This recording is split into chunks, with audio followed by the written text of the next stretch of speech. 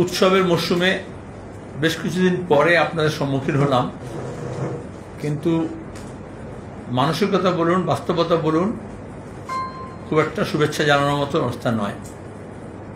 প্রাকৃতিক দুর্যোগ, তার থেকে বেশি দুর্যোগ হচ্ছে মানসিকতার।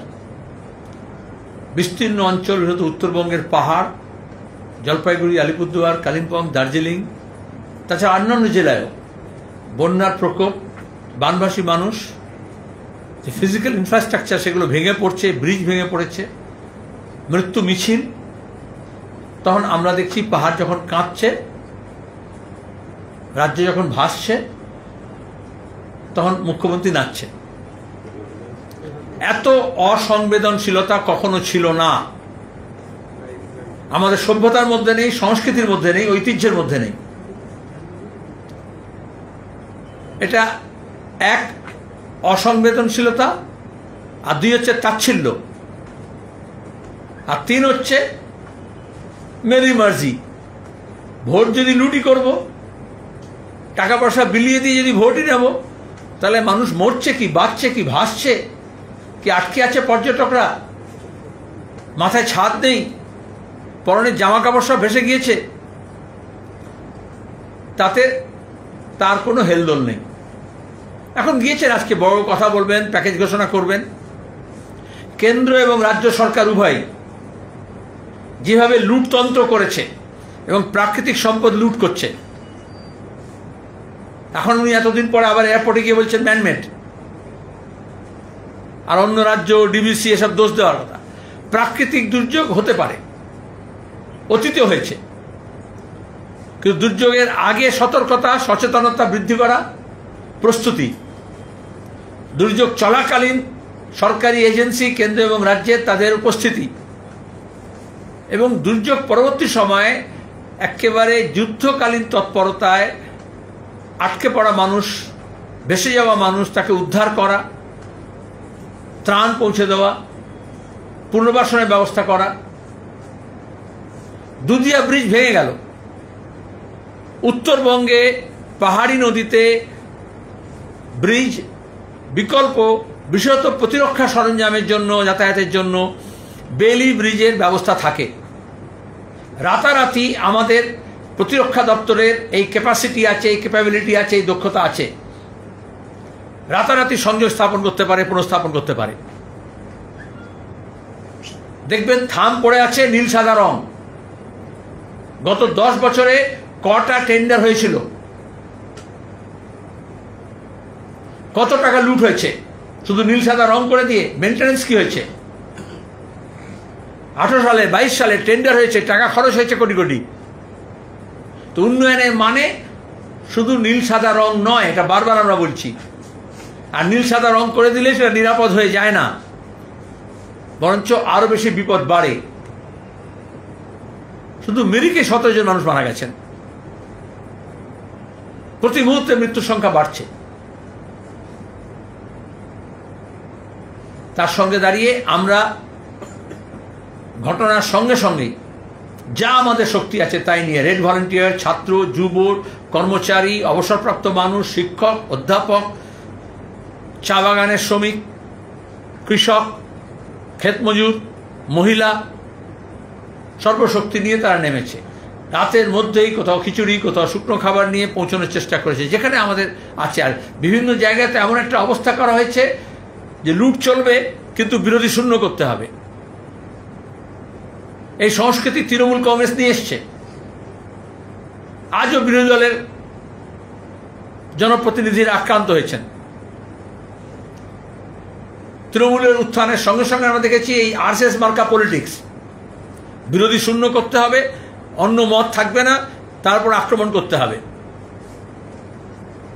সে উত্তরপ্রদেশে দলিত কন্যা যদি আক্রান্ত হয়, নির্যাতিত হয়, সেখানে বিরোধীরা কেউ যাবে না, গেলে আক্রান্ত হবে পুলিশের দ্বারা, আরএসএস দ্বারা। জম্মু কাশ্মীরে সীতারাম ইয়েচুরি এবং বিরোধী দলের নেতাদেরকে ঢুকতে দেওয়া হয়নি। এই ধুলাগড়ের দাঙ্গার সময় আমি এবং সীতারাম ইয়েচুরি গিয়েছিলাম, তাদের ঢুকতে দেওয়া হয়নি। ময়নাগুড়িতে যখন ধর্ষণ হয়েছে, অন্যত্র মালদা হয়েছে, অন্য জেলা হয়েছে, সেখানে কাউকে হাসপাতাল পর্যন্ত যেতে দেওয়া হবে না। এই সংস্কৃতি ছিল না আমাদের রাজ্যে। মানুষকে বুঝতে হবে, আক্রান্ত হলে আমরা সাধারণত আবেদন জানাই সর্বস্তরের মানুষকে, সব অংশের মানুষকে, তারা ঝাঁপিয়ে পড়বে। বৃহৎ উত্তরের সঙ্গে দক্ষিণে শুধু ফিজিক্যাল ডিস্টেন্স না, একটা মানসিক দূরত্ব তৈরি হয়েছে। বিচ্ছিন্নতাবাদী শক্তি, ভেদবাদী শক্তি, জাতিবাদী শক্তি, তারা এগুলোকে ব্যবহার করে। সেখানে সুযোগ ছিল এবং আছে। উত্তর যখন কাঁদছে, দক্ষিণের তখন বুক ফেটে যাচ্ছে। আমরা আবেদন করেছি দার্জিলিং জেলা জুড়ে আগামীকাল তারা গণসংগ্রহে নামবে, পাহাড়ের জন্য সমতল নামবে। গোটা রাজ্য জুড়ে মানুষকে আমরা আবেদন করছি। আজই আমাদের ছাত্র নেতারা, যুব নেতারা পৌঁছেছেন দক্ষিণ থেকে। আগামী কয়েকদিনের মধ্যে তারা যাবেন। ডক্টরস টিম, মেডিকেল টিম, উদ্ধারকারী, তরুণ প্রজন্মের কর্মীরা, রেড ভলান্টিয়ার্স, তারা সবাই নেমেছে এবং নামবে, যাতে দাঁড়িয়ে সে নাগরাকাটায় হোক, সে আলিপুরদুয়ারে হোক, সে বানারহাটে হোক, ডুয়ার্সে হোক, এবং পাহাড়ে যেরকম যোগাযোগ তৈরি হয়ে যাবে দ্রুত সেখানেও পৌঁছানোর ব্যবস্থা করা হবে। আমাদের পার্টি কেন্দ্রীয় কমিটির তরফ থেকে দাবি করা হয়েছে, আমরা দাবি করছি এই দার্জিলিং, কালিম্পং, জলপাইগুড়ি, আলিপুরদুয়ারে যে দুর্যোগ, যে বিপর্যয়, তাকে জাতীয় বিপর্যয় হিসেবে ঘোষণা করতে হবে, দ্রুত করতে হবে। আর যেভাবে গোটা হিমালয় জুড়ে ইনডিসক্রিমিনেটলি ড্যাম নির্মাণের নাম করে, চওড়া রাস্তা তৈরি করার নাম করে, টানেলের নাম করে যেভাবে প্রকৃতিকে ধ্বংস করা হচ্ছে, আর তার সঙ্গে হচ্ছে বৃক্ষচ্ছেদ, গাছ। আমরা উত্তর ভারতে দেখেছি বন্যার সময়, আজকে তোরসা নদীতে দেখলাম এত একেবারে সাইজ করে গাছ কেটে কত স্টকপাইল করা ছিল। প্রতিদিন তা হচ্ছে বলেই তো বন্যার জলে তা ভেসে আসছে, বানের জলে। তাহলে কেন্দ্র এবং রাজ্য সরকার তারা নেচারকে যেভাবে এক্সপ্লয়েট করছে, তিস্তাকে, নদীকে, তার গতিপথকে রুদ্ধ করেছে অসংখ্য বাঁধ নির্মাণ করে, প্রজেক্টের নাম করে। একদিকে তিস্তা প্রকল্পকে বাতিল করা হয়েছে, মোদী এবং মমতা সরকার সেই কাজটা করেছেন। আজ পর্যন্ত তিস্তাকে যেভাবে কেন্দ্রীয় সরকার এক্সপ্লয়েট করেছে, তাতে তার গতিপথ এবং এই পাহাড়গুলো, ইস্টার্ন হিমালয় হচ্ছে ওটা পুরো সুগঠিত পাহাড় নয়, সব জিওলজিস্টরা বলেছেন, সব প্রকৃতিবিদরা বলেছেন। সেখানে এই ধরনের কাজে যে বিপদ আছে, আজকে তা আমরা সম্মুখীন হয়েছি। একে লুট, তার উপরে প্রকৃতি, ইকোলজিক্যাল সিস্টেমকে নষ্ট করা, এবং তার সঙ্গে হচ্ছে নির্মাণের নাম করে ঠকবাজি, কাটমানি, তোলাবাজি, এবং যার অ্যাসেট আছে, ফিজিক্যাল ইনফ্রাস্ট্রাকচার, তার কোনো মেনটেন্যান্স ঠিক মতো নেই। তাতে বিপদ আরও বেশি বেড়েছে। আর এ ধরনের দুর্যোগ হবে, এটা আগাম সতর্কতা ছিল, কিন্তু সরকারের প্রস্তুতি ছিল না। মানুষকে আগে থেকে বিপদকর জায়গায়, প্রবণ জায়গা থেকে সরিয়ে উদ্ধার করে অন্যত্র সরানোর ব্যবস্থা করা হয়নি, যার ফলে নদী ভাঙনে যেরকম মালদা, মুর্শিদাবাদের মানুষ প্রতিদিন ভুগছেন, বন্যায় দক্ষিণবঙ্গের বিস্তীর্ণ এলাকায় যে মানুষ বিপর্যস্ত হয়েছেন, আজকে উত্তরবঙ্গে এই ভাঙন, বিপর্যয়, এবং তার উপর উত্তরবঙ্গের নদীগুলো থেকে যেভাবে পাথর তোলা হচ্ছে, এখানে যেমন দক্ষিণের নদীগুলো থেকে বালি তোলা হচ্ছে, তাতে নদীর নাব্যতা, গতিপথ এবং জলপ্রবাহ এবং জল ধারণ ক্ষমতা যা প্রাকৃতিকভাবে হয় সেটাও নেই, যা বৈজ্ঞানিকভাবে করা সম্ভব সেটাও নেই। এবং টেকনোলজিকে ব্যবহার করে এই ধরনের বিপর্যয় থেকে মানুষকে বাঁচানো, উদ্ধার করা, সে ব্যাপারেও প্রস্তুতির অভাব দেখা গিয়েছে। কিন্তু এটা এখন দোষারোপের ব্যাপার নয়। যারা মারা গিয়েছেন তাদের সন্তপ্ত পরিবারকে আমরা গতকালই সমবেদনা জানিয়েছি। যারা আহত হয়েছেন তাদের জন্য পুরো ব্যবস্থা করতে হবে। দরকার হলে উত্তরবঙ্গ মেডিকেল কলেজ এবং অন্যান্য যে হাসপাতাল নামে রাখা হয়েছে কিন্তু সেখানে ব্যবস্থা নেই, সেখানে দ্রুত ডক্টরস এবং মেডিকেল স্টাফ পোস্ট করে দিয়ে যাতে চিকিৎসার ব্যবস্থা হতে পারে ঠিকমতো, তার ব্যবস্থা সরকারকে দায়িত্ব নিতে হবে। আর যে মানুষগুলো ঘর হারা হয়েছেন তাদেরকে বাসস্থান কেন্দ্র এবং রাজ্য সরকার এত বিজ্ঞাপন দেয়, তাহলে হাউজিং স্কিমের থেকে প্রত্যেকের জন্য ঘর বন্টন করতে হবে দ্রুততার সাথে। এবং যে ফিজিক্যাল ইনফ্রাস্ট্রাকচার, রাস্তাঘাট, বাঁধ এবং ব্রিজ, সাঁকো, কালভার্ট যা ভেঙেছে, তাই যাতে আমাদের রাজ্যে যা দেখেছি আমরা বছর পর বছর একেবারে করে ভেঙে পড়ে থাকে, গতবারের বন্যায় যা হয়েছে সেগুলো রকম ভগ্নদশা পড়ে রয়েছে, সেগুলোর যাতে পুনর্নির্মাণ হয়। আর সেই পুনর্নির্মাণে যাতে কোনো তোলাবাজি কাটমানি না হয়। আর সঙ্গে সঙ্গে জাতীয় বিপর্যয় ঘোষণা করে কেন্দ্র সরকারের দায়িত্ব নিতে হবে। আমরা গোটা দেশের আমাদের পার্টির বাম শক্তিকে আমরা আবেদন জানিয়েছি, তাদেরকে বলেছি যে যতটা পারে সাহায্যের হাত বাড়িয়ে দিক। মুখ্যমন্ত্রী একটা আবেদন করেছেন সকলের কাছে যে এই সময়টা একসঙ্গে মিলে কাজ করতে হবে, সবাইকে ঝাঁপিয়ে পড়তে হবে, মানুষের দুঃখে মানুষের পাশে দাঁড়াতে হবে। আসুন আমরা একসঙ্গে সবাই মিলে এই দুর্যোগের মোকাবিলা করি। বিলম্বিত লয়ে এই আবেদন করার জন্য তাকে ধন্যবাদ। এটা প্রথম দিনই করতে পারতেন এবং সেটা মুখ্যমন্ত্রী তো অ্যাডমিনিস্ট্রেটরও, তাহলে এটা শুধু ঘোষণা করে নয়, আবেদন করে নয়, তিনি হাসিমারাতে নেমে নাগরাকাটায় গিয়ে তার প্রথম কাজ ছিল পুলিশকে নির্দেশ দেওয়া এবং তার দলকে নির্দেশ দেওয়া যে কারা বিরোধীদের উপর আক্রমণ করেছে তাদেরকে গ্রেপ্তার করা হোক। তাহলে অন্যদেরকেও তিনি স্বাগত জানাচ্ছেন এই উদ্ধার কাজে এবং রিলিফের কাজে। সেটা প্রমাণিত কী করে হবে? তার যে সততা সেটা তিনি সাইনবোর্ড লাগিয়ে তো প্রমাণ করতে পারবেন না। রাজনৈতিক সততা তার কাজের মধ্য দিয়ে প্রমাণ করতে হবে এবং অবিলম্বে সর্বদলীয় বৈঠক ডাকতে হবে। ওখানে শুধুমাত্র তৃণমূল করলে হবে না, বিজেপিও করছে তাই, সেন্ট্রাল গভর্নমেন্ট এজেন্সি শুধু বিজেপি করছে, সেটা হওয়া উচিত নয়। অবিলম্বে উত্তরকন্যায় সর্বদলীয় বৈঠক ডেকে সবাইকে নিয়ে যাতে ঝাঁপিয়ে পড়া যায় সেই উদ্যোগ নিতে হবে।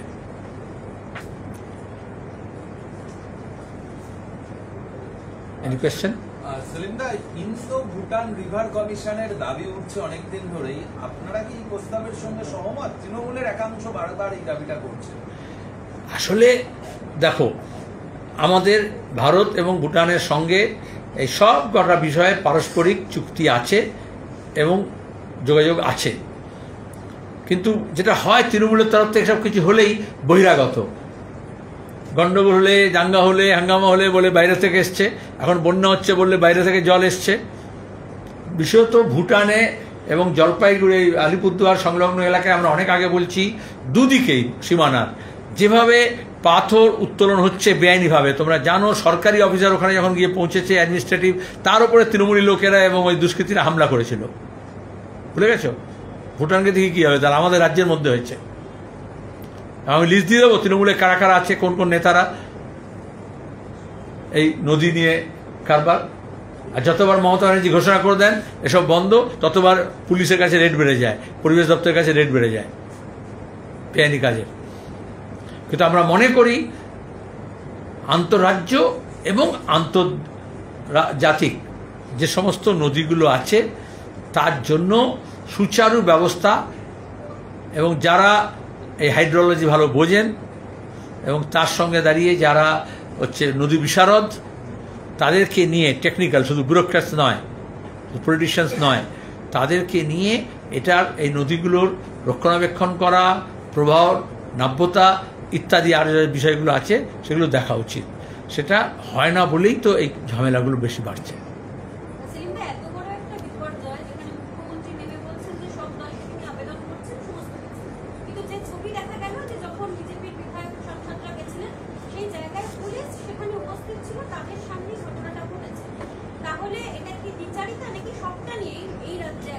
শুধু দ্বিচারিতা নয়, যদি তুমি বিশেষজ্ঞ হিসেবে দেখো এবং তুমি তা আছো, তাহলে এটার মধ্যে একটা ব্লু প্রিন্ট কাজ করেছে।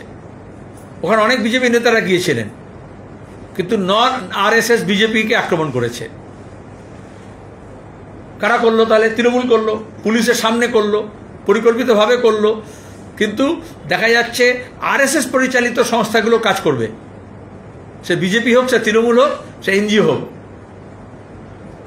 খগেন মুর্মু এবং শঙ্কর ঘোষের উপর আক্রমণ হয়েছে। ওখানে তো আমি চাই না অন্যদের উপর আক্রমণ হোক, কিন্তু বাকিরা তো ছিল। তাহলে টার্গেটেড কারা করলো এটা?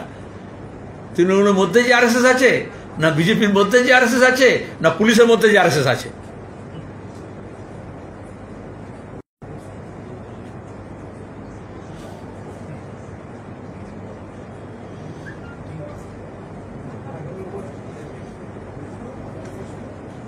ব্যাস, আরএসএস কথা শুনে কোনো প্রশ্ন নেই। তাহলে আরেকটা কথা আমি বলি, কেন বললাম আরএসএস? এই যে জাতির নামে, ধর্মের নামে এই যে ঘৃণা ছড়াচ্ছে প্রতিদিন এবং মব সাইকোলজি তৈরি করছে, তৃণমূল তো তাই করেছে। তৃণমূলের উত্থানের সময় জন্মলগ্ন থেকে আরএসএস সঙ্গে ছিল, তাদের ব্লু প্রিন্ট, এই মব কালচার, ভিড়কে এককাট্টা করে, ভিড় দ্বারা কখনো খাদ্যের নামে, কখনো রাজনীতির নামে, কখনো পোশাকের নামে। ভারতের প্রধান বিচারপতির এজলাসে সনাতন ধর্মের নামে স্লোগান দিয়ে তপশিলি জাতির বলে কতগুলো এমন উচ্চারণ করেছেন যেগুলো বিজেপি আরএসএস এর যে ইকোসিস্টেম তার সঙ্গে মেলে না। তাহলে অন্য মত সহ্য করা হবে না। আমরা দাবি করছি উপযুক্ত ব্যবস্থা নিতে হবে। সে একজন রেজিস্টার্ড লয়ার সুপ্রিম কোর্টে, যা কিছু করবে সাতক্ষুর মাপ, অন্য মতকে বরদাস্ত করবে না। এমনকি সাংবিধানিক পজিশনে থেকেই যদি কেউ কোনো মত দেয় সেটাকে সে মানবে না। তাহলে তুমি শুধু জলপাইগুড়িতে নাগরাঘাটে এটা ঘটেছে কেন বলছো?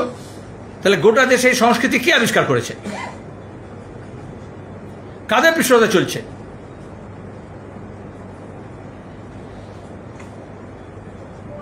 ঠিক আছে, ধন্যবাদ।